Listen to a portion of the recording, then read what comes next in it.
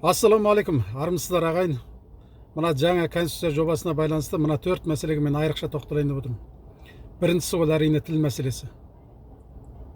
9 баптың 2 тармағында орыс тіліне ресми тіл мәртебесін беру, яғни мемлекеттік мекемелер мен жекелеген ұйымдарда қазақ тілімен қатар қолданылады деп тұрған сөзі 9 баптың 1 тармағындағы жаңағы қазақ тілі мемлекеттік тіл деген сол бірінші тармақтың күшін әлсіретіп тұр. Яғни соның қолданыс аясын тарайтып, қажеттілігін жоққа шығарғанмен бірдей болып тұр. Яғни қажеттілік болмаған жерде тіл дамымайды, өркендемейді. Сол себепті 2 тармақты 9 баптың түбегейлі алып тастауды талап етемін. 2 мәселе бұл мынау 5 баптың 6 тармағына байланысты. Бұл жерде жаңағы экономикалық даму үшін жекелеген аумақтарға арнайы құқықтық мәртебе беру деп айтылып жатыр да. Енді бұны былай деп түсіндіріп жатыр да, сол конституциялық осы комиссияның мүшелері. Бұл Астана қаласындағы арнайы экономикалық аймақ пен Алматы іргесінде салынатын Алатау қаласы төңірегінде ғана дейді, осы заң жобасы дейді. Бірақ ол туралы осы 2 қала деп ата заңда жазылмаған. Бірақ сөйтіп айтып отыр. Және бұл қалалардың басқарылуы дейді, мақсаты инвестиция тарту дейді, шетел қаржылар тарту дейді. Ал басқарылуы дейді, шетел азаматтары қатысады деп түсіндіріп жатыр да жаңағы. Енді мына жерде заң жобасында былай айтылып тұр да, осы арнаулы құқықтық режимдер дейді. Не жерде айтып тұр ғой? Конституциялық заңдарға сәйкес қаржы саласына қатысты арнаулы құқықтық режим дейді, енгізіледі дейді. Енді осы арнаулы құқықтық режим дейді, мемлекеттік басқару сот жүйесінің жұмыс істеу ерекшеліктерін көздеу мүмкін дейді. Міне көрдіңіз бе? Сонда мемлекеттік басқару жаңағы сол қалаларды басқару саласына шетелдіктер қатысады деген сөз. Яғни ол шетел жаңағы қаржысын салған азаматтардың, шетелдіктердің басқаруында болады деген сөз. Бұл айланып келгенде біздің еліміздің тұтастығына, жеріміздің бөлшектелуіне алып келетін жағдай. Бұл өте қауіпті, өте қорқынышты жағдай. Мәселен, Сингапур мемлекетін алайық. Ол кезінде сол Қытай диаспорасы сол Малайзияға барып қоныстанған, қазіргі Сингапур тұрған жерге барып көптеп қоныстанып, өте сандары өте көбейіп кеткен. Содан Малайзия оны өздерінен бөліп тастаған. Өйткені Малайзия мемлекетін білесіздер, олар мұсылман мемлекеті. Бұл жаққа қытайлар көп келген соң, сөйтіп өзінен бөліп тастаған. Кейін Сингапур бөлек мемлекет болып кетті. Бізде де сондай жағдай қайталануы әбден мүмкін. Егер бұл заңға біз қазір тосқауыл қоймасақ. Және де айтып отыр ғой мемлекет, бұл 2 қала турасы, 2 жер турасында ғана дейді. Мынау АЭС саларды кезде, референдум өткізетін кезде, ойбай жаңағы Балқаш көлінің жағасындағы үлкен ауылы турасында ғана айтылып келді ғой. Бір атом электр станциясы туралы. Кейін жаңағы референдум өткеннен кейін билік біз 3 АЭС саламыз деп шықты. Бұл да тура сондай болуы әбден мүмкін. Мына билік осы заңды қабылдап, сосын артынан Қазақстанның әр жерінен осындай ерекше құқықтық мәртебе беретін шетелдіктердің басқаруындағы осындай өңірлерді, қалаларды ашу мүмкін. Бұл өте қауіпті. Сондықтан бұған да біз батыл түрде қарсы тұруымыз керек. Ал 3-ші мәселе бұл жаңа атау өзгеріп жатқан құрылтай деп құрылтайға сайлау. Бұл 100% жаңағы партиялық тізіммен сайланайын деп отыр. Осыдан 3 жыл бұрын өткізген референдум кезінде жаңағы 30-да 70 болып отыр ғой. 30 жаңағы 1 мандаттық, 70 партиялық. Сол кезде өздері мақтаған. Сол референдумды өткізу үшін 16,5 миллиард теңге бюджеттен қаржы жұмсады. Өзіңіз ойлаңыз. Енді сол кезде конституцияға қабылдаған сол баптарды қазір бүгін жоққа шығарып отырлар. Яғни елде сайлануға құқығы бар 12 миллион азамат бар екен Қазақстанда. Соның 1 миллиондай ғана бізге партияға мүше екен. Яғни ар жағында бізде 11 миллион, ең кемінде 11 миллион халықтың сайлануға құқығын шектеп отыр деген сөз. Сондықтан бізде бұл заңға қарсы тұруымыз керек. Бұл өте қауіпті. Бұл таза диктатураға, апаратын заң. Яғни халықпен санаспау, халықтың пікірімен санаспау, халықтың пікіріне түкіргенім бар деп отыр мына билік. Пішту деп отыр. Сондықтан бұл бапқа да біз түбегейлі қарсы болайық. Яғни енді төртінші мәселе бұл президентке беріліп жатқан айрықша мәртебелі. Яғни президент қандай қылмыс жасаса да ол ешқандай жауапкершілікке тартылмайды екен. 48-ші баптың 1-ші тармағында айтылып тұр да, бұл жаңа конституция. Президент ешқандай жауапкершілікке тартылмайды, тек мемлекетке опасыздық жасамаса дейді. Сонда опасыздық жасау дегенде қалай түсіндіреді бұлар? Қалай түсіндірмекші? Президент мемлекеттің мүддесін сатса деген, менше опасыздық деген солай түсінемін. Мемлекеттің мүддесін сатып, мемлекеттік сатқын жасаса.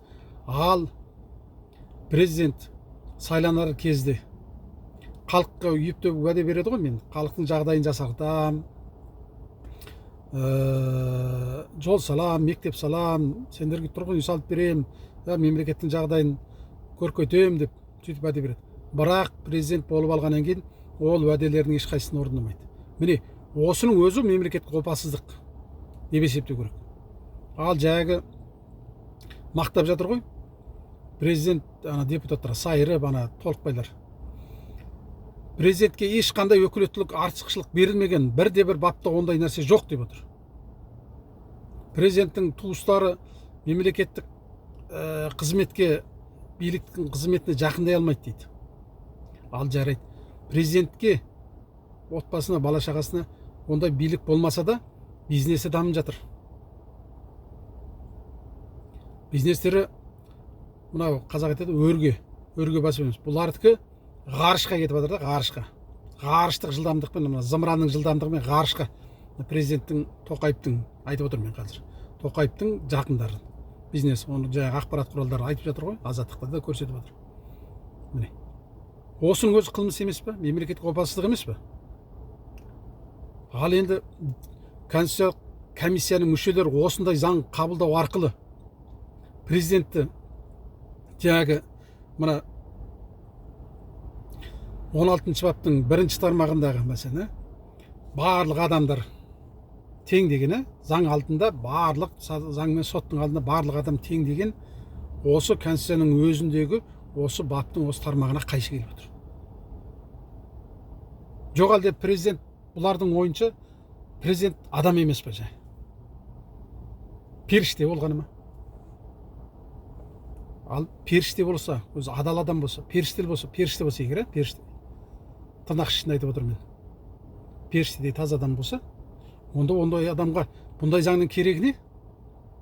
Ұрласа да, жырласа да, жымқырса да, мемлекеттік опасыздық жасағаннан басқасының барлығында қылмыстық не әкімшілік жауапкершілікке тартылмайды деп отыр. Егер ол періште болатын болса, бұндай заңның керегі не еді? Демек, ол періште емес, ол таза адам емес. Және келесі президенттіктен де үмітті бар адамдардың, осын жазып отырғандардың ішінде бар ғой сондай адамдар. Солардың да ары таз емес, олар да ұры. Демек, осын жазып отырған адамдар өздері ұры. Президент те ұры, осын жазып отырған адамдар да ұры. Демек, өздерінің осындай заң қабылдатып отырса олар, өздерінің осындай заң керек болып тұрса, егер таза адам болса, ол айтатын еді. Тоқаев болсын, басқасы болсын, келесі президенттің үміті бар адамдар. Мен тазамын, президент таза болу керек. Ол әкім, егер ол қылмыс өткізсе, әкімшілік жаңа қылмыстық жауапкершілікке тартылу керек. Мемлекеттің мүлкін таражыға салса, ұрласа, халық сенген билікті өзінің жеке пайдасына, туыстарының пайдасына пайдаланса, ол қылмыстық жауапкершілікке тартылу керек деп айту керек еді. Сондай заң керек бізге. Мәселен, Оңтүстік Кореяны алайықшы. Оңтүстік Кореяның президенті мына соңғы, бүкіл өзі Оңтүстік Кореяда 5-6 президент сотталды. Алдында Пак Кын Хе деген әйел, ода сотталып кетті. Ол сотталғанда жаңа бір жақын құрбысына, жаңа бір бизнесіне бір көмектескен деген ақпарат бар да, сонымен сотталды ол 10 жылға. Енді мына Ким Сёк Йол деген осы соңғы президенті 5 жылға сотталды. Оның бар қылмысы жаңағы төтенше жағдай енгізгені.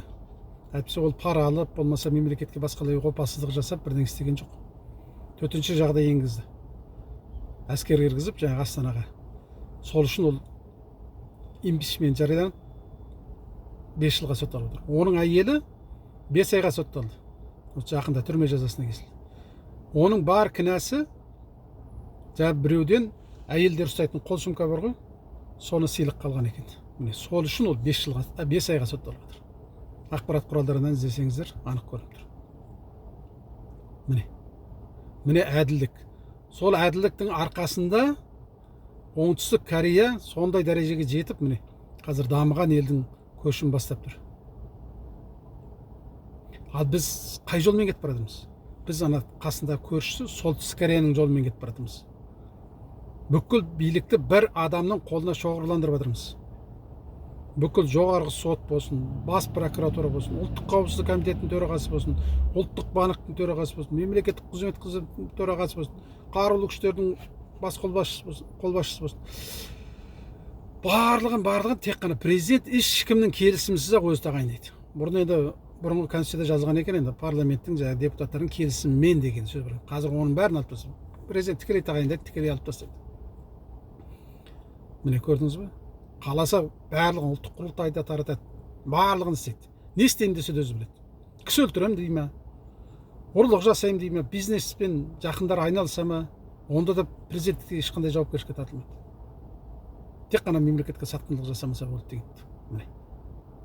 Міне осындай бапты енгізіп отыр. Бол деген өте қауіпті. Бір адамның қолына бүкіл билікті ұстатып қою.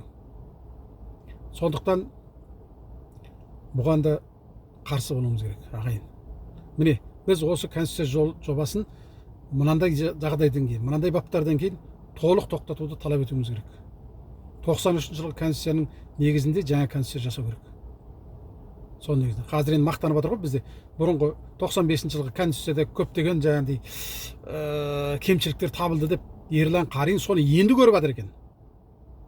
7 жыл болды кеңесші болған президентке, сол аппаратта жүргеніне. 7 жылдан бері енді көріп жатыр екен. Сол 7 жыл бойы тайғақ бұлар шошқа тағалады ма деп ойлайсың да, сонда не істедің? Қазір 130 адам біз мына конституцияны біз 130 адам жазып жатырмыз дейді. Бұрын 12 адам жазыпты мына 95 жылғы дейді. Конституцияны дейді. Сол 12 адамның дейді, біреуіне менше айтқанда, сол біреуіне мына 130-ыңыз татымайды. Сол 12 адам білікті адамдар еді. Міне. Сол себепті билік, бүгін отырған мына билік, конституциялық комиссия мүшелері халықпен саласындар, халықтың пікірімен санасындар, халықпен ойнамаңдар.